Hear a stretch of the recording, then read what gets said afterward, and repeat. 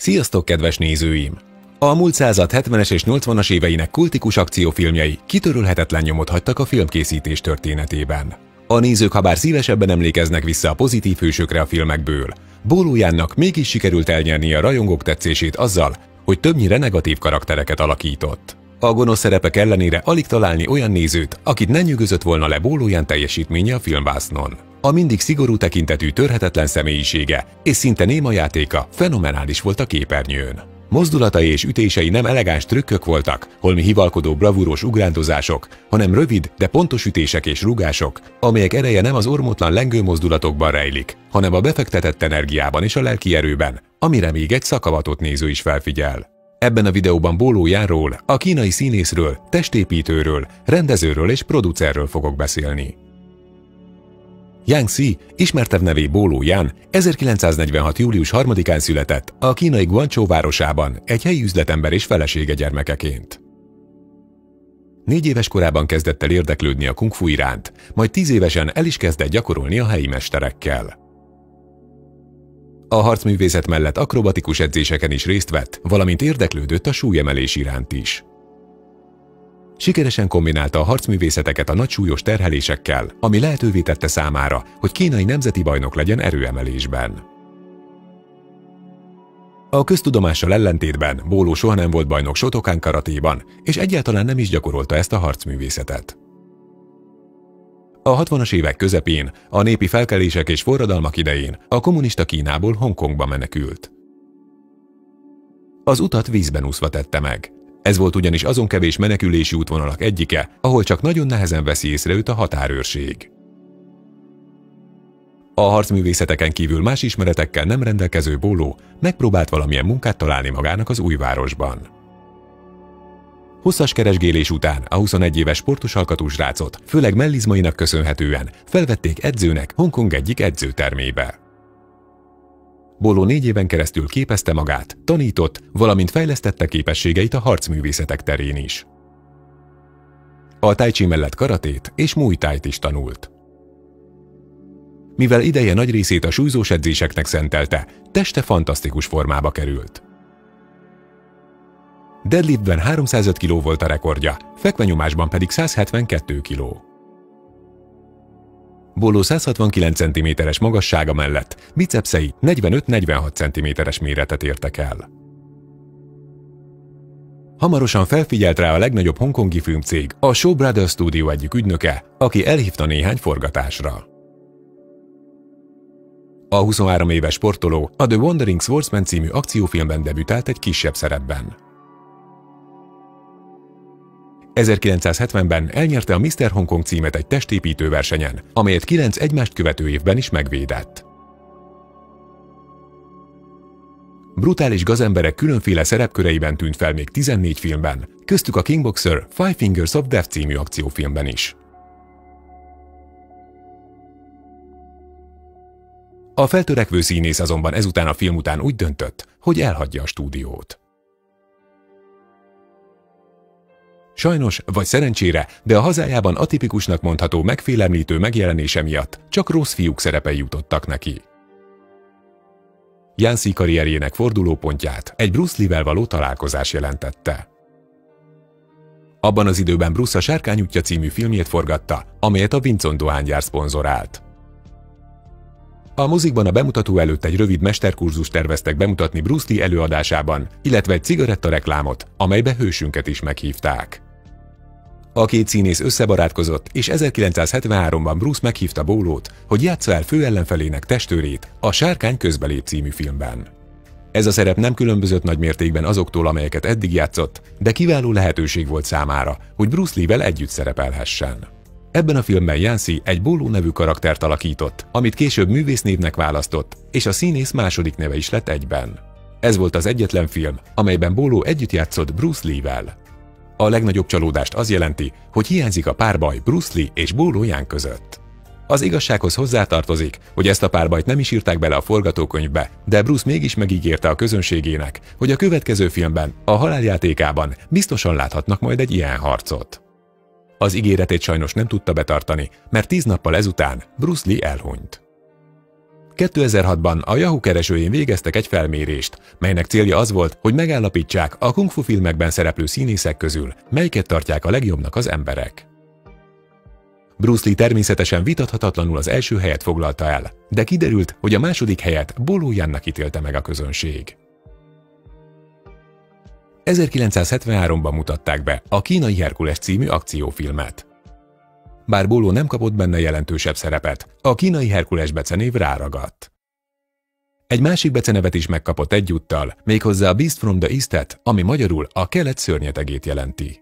A legendás Bruce Lee-vel való együttműködése megkönnyítette Bolónak, hogy filmszerepeket kapjon, de barátja halála azonban hosszú évekre elzárta az útját Amerika felé. Támogatás nélkül maradt, és ismét gazembereket alakított olyan helyi akciófilmekben, mint a Super Kung Fu Kid 1974-ből és a kétrészes Bruce and Shaolin Kung Fu film. A színész feleségéről semmit sem tudni, de 1974. július 3-án megszületett legidősebb fiúk David, aki apja nyomdokaiba lépve már gyermekkorától kezdve foglalkozott harcművészettel, majd 14 évesen Boloval együtt egy testépítő tornán is részt vett. A sport mellett több filmben is szerepelt, jelenleg pedig edzőként dolgozik. Később a párnak született egy lánya is, Debra, aki bátyja irányítása mellett szintén testépítéssel foglalkozik. A harmadik gyerek, a legkisebb fiú Danny, szintén sporttal kötötte össze életét, és brazil jiu-jitsuval foglalkozik. 1978-ban ennek ellenére leforgatták Bruce Lee a Haláljátéka című filmjét, és így megjelenhetett a mozivásznon Bolo Yan is. A színész később rendezőként is kipróbálta magát. 1979-ben mutatták be a Bolo Sheriff című akcióvígjátékot, valamint a Writing Kung Fu című filmet.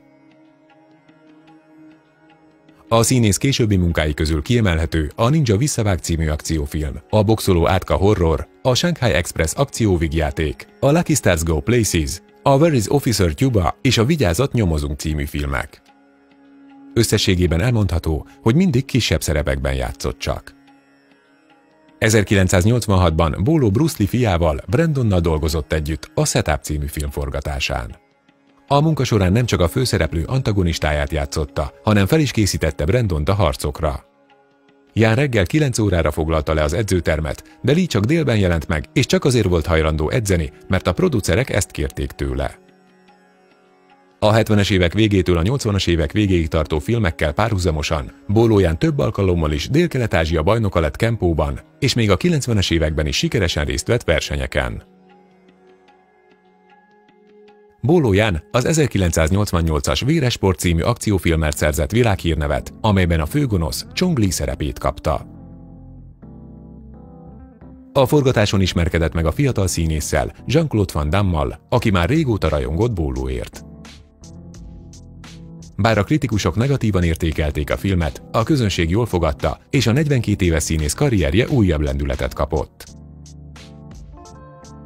A Véres sport ablakot jelentett a színésznek a Véres csata, a Firebreather, Tigris karmok, Fearless Tiger, valamint a masszív akciófilmek főgonosz szerepköreihez is.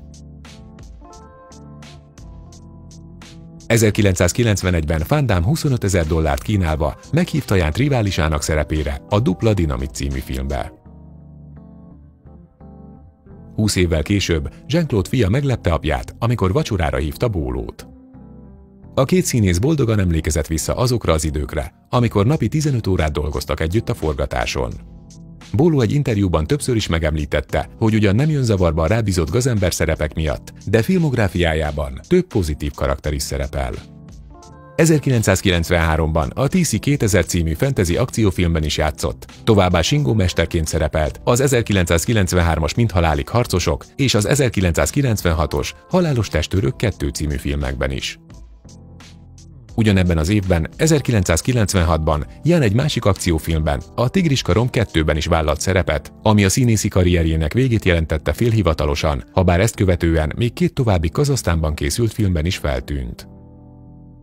Bolo továbbá Jean-Claude Van Damme Behind Closed Doors című dokumentumfilm egyik részében is látható. Érdemes megjegyezni, hogy Jan számos Bruce Lee-nek szentelt dokumentumfilmben is szerepel.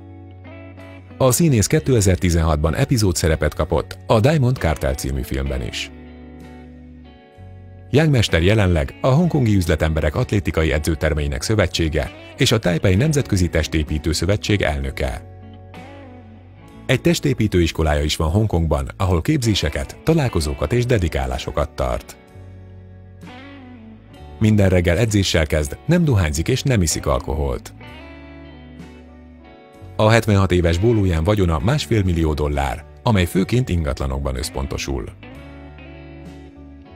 2018 óta a színész a kaliforniai Monterey Parkban él, egy kétszintes, 5 hálószobával és 4 fürdőszobával rendelkező házban. A hátsó udvarban egy pavilonnal és szökőkúttal ellátott kertrész is található. A garázsban 4 autónak van hely, de csak egy áll benne, egészen pontosan egy $49,000 Audi A3 Cabrio. A szeretetteljes és nyugodt természetű Bóló mindig is képes volt a valódi fenyegetés érzését előidézni a nézőkben. Igyekezett nem cirkuszi mutatványos jellegűvé tenni a harcművészetet, és mindig azt mondta, hogy egy igazi profinak csupán egy mozdulatot kell tennie, de azt lélegzet visszafolytva figyeli majd mindenki. Videónk itt véget ért. Lájkoljátok, ha érdekesnek találtátok, és írjatok kommenteket. Hamarosan ismét találkozunk. Sziasztok!